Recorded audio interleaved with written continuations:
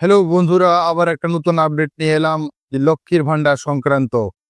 যে সকল মা বোনেরা আজ থেকে জানুয়ারি মাসের 2025 থেকে অ্যাপ্লাই করেছেন এবং তাদের স্ট্যাটাস চেক করার পদ্ধতি এবং সেই স্ট্যাটাস কি পর্যায়ে পৌঁছেছে সেটার সম্বন্ধে আমরা আজকের ভিডিওতে জানাবো। পুরো ভিডিওটা দেখুন, তাহলে জানতে পারবেন যে আপনার স্ট্যাটাস কিভাবে চেক করবেন লক্ষ্মীর ভান্ডারে যে অ্যাপ্লাই করেছিলেন। তাছাড়া গত কয়েকদিন আগে যে অন্তরিম বাজেট পেশ হয়েছিল সেখানেও লক্ষ্মীর ভান্ডার সংক্রান্ত কিছু জিনিস বলা হয়েছিল যে 500 টাকা আরও এক্সট্রা বাড়ানো হয়েছে। এটারও ডিটেলস আমরা দেব, কিন্তু তার আগে আমরা দেখে নিই স্ক্রিনের মধ্যে কিভাবে আমরা লক্ষ্মীর ভান্ডারের স্ট্যাটাস চেক করতে পারবো।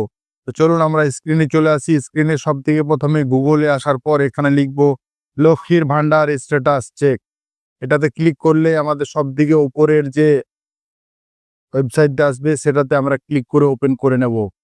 এবার দেখুন, ওপেন করার সঙ্গেই আমাদের স্ক্রিনের সামনে আমরা দেখতে পাচ্ছি এই যে স্ক্রিনটা খুলে এসছে এবং এই স্ক্রিনের সামনেই দেখুন আমাদের আছে এই কলমে enter application ID, mobile number, Swasthya Sathi card and Aadhaar number, track applicant and view payment status. এই পেজটা যে ওপেন আসবে সব থেকে প্রথমে আমরা চলে আসবো সার্চ ইউজিং, কি দিয়ে আমরা সার্চ করব। প্রথমে আছে অ্যাপ্লিকেশন আইডি, আপনি অ্যাপ্লিকেশন আইডিটা ইউজ করতে পারবেন। সেকেন্ড হচ্ছে মোবাইল নাম্বার, এই মোবাইল নাম্বার যে নাম্বারটা আপনি ইউজ করেছেন সেই নাম্বারটা দিয়েও আপনি এখানে স্ট্যাটাস চেক করতে পারবেন। থার্ড নাম্বার হচ্ছে আধার কার্ড, যে আধার নাম্বারটা আপনি ইউজ করেছেন সেই আধার নাম্বারটা এখানে ইউজ করবেন এবং স্ট্যাটাসটা চেক করতে পারবেন।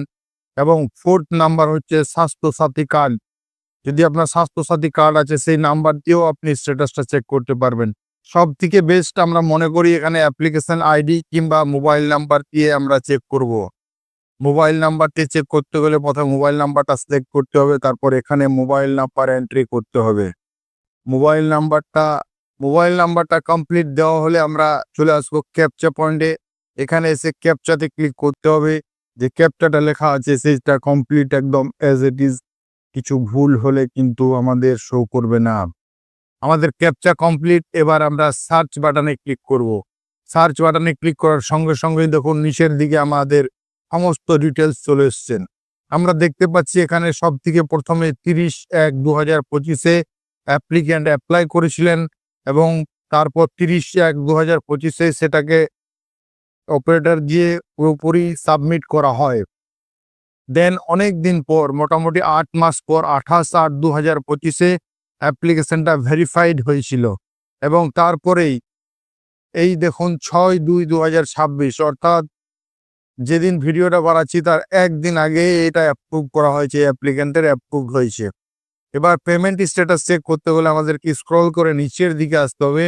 এই দেখুন পেমেন্ট স্ট্যাটাস, এখানে যে বেনিফিশিয়ারি আছেন তার সমস্ত ডিটেলস এবং তার অ্যাপ্লিকেশন আইডিটা পেয়ে যাবেন এবং এখানে একটা ড্রপ ডাউন আছে, ড্রপ ডাউনে ক্লিক করলে আমরা সমস্ত ডিটেলসটা নিচের দিকে পেমেন্ট স্ট্যাটাসে পেয়ে যাব।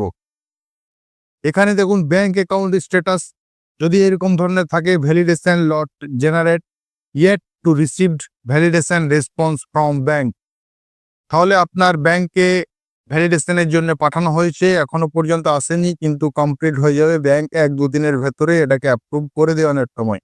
যদি অ্যাপ্রুভ না করে তাহলে আপনাকে ব্যাংকে গিয়ে একবার দেখা করতে হবে। তাছাড়া বেনিফিশিয়ারি স্ট্যাটাস অ্যাক্টিভ আছে।